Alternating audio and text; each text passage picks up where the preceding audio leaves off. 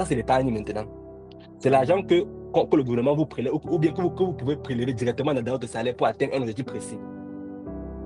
Dès que vous prenez l'argent là, donc ça doit être automatique. Tu n'as même pas pensé que bon, moi, cette année, j'ai peut-être un objectif d'épargner 5 000 euros. Je prends 5 000 euros divisé par mon nombre de pays.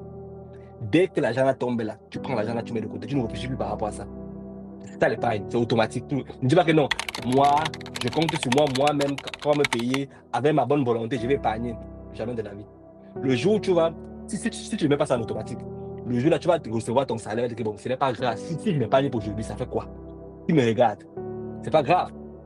Je vais épargner la prochaine fois. Mais le montant que tu étais censé épargner là, plus le montant du mois prochain, ça va y avoir gonflé, tu vas dire que c'est trop beaucoup. Hein. Quand tu vas aller dans ton épargne, tu dis que mais, tu vas avoir peut-être 5 000 euros. Tu vas te sentir comme Jeff Bezos. Parce que moi, maintenant, je suis un président. Je veux me faire plaisir. Et tu vas encore retomber dans la pauvreté. Tu vas encore recommencer au début. Donc, l'épargne, c'est l'argent que toi-même, je te prélèves automatiquement par rapport à tes objectifs. C'est comme maintenant l'économie. Parce qu'il y a une confusion par rapport à ça. On économise sur les choses qui ne sont pas importantes pour nous. Je prends l'exemple par exemple. Chez nous au Canada, je pense à Internet, c'est pareil. On a la connexion Internet presque partout. On a le Wi-Fi au travail, on a le Wi-Fi à l'école, on a le Wi-Fi sur nos téléphones. Donc, si je peux économiser sur mes frais de téléphone, je vais être radical dessus. Je vais dépasser le minimum possible. Parce que je dépense plus ou moins dessus, ça ne va pas changer ma satisfaction totale à la fin. Je prends un autre exemple. Sur les forfaits, le forfait Wi-Fi, moi, je prends le minimum possible. Même si j'ai 20 gigs, ça ne va changer rien du tout. Tous les montants que vous avez comme charge fixe, qui ne sont pas importants pour vous, économiser dessus, maximum possible.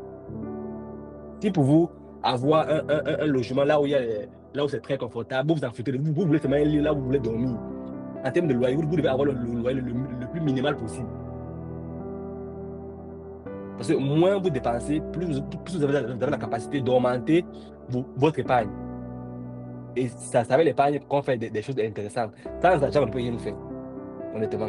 On va laisser la motivation que oui, il faut se battre dans la vie. Sans argent, on ne peut rien faire. Donc, imaginez alors que vous mettez à travailler en Italie pendant 10 ans, 15 ans, 20 ans. Tu entres dans des investissements, zéro, compte épargne, zéro. Parce que tu as voulu aider les gens, parce que tu as toujours priorisé le confort de vie. Dans le budget que m'avait donné tantôt, facture, loyer, dépenses personnelles, tout ça ne peut pas être important au même degré, impossible. Moi, quand j'étais étudiant, ma chambre, c'était comme un placard.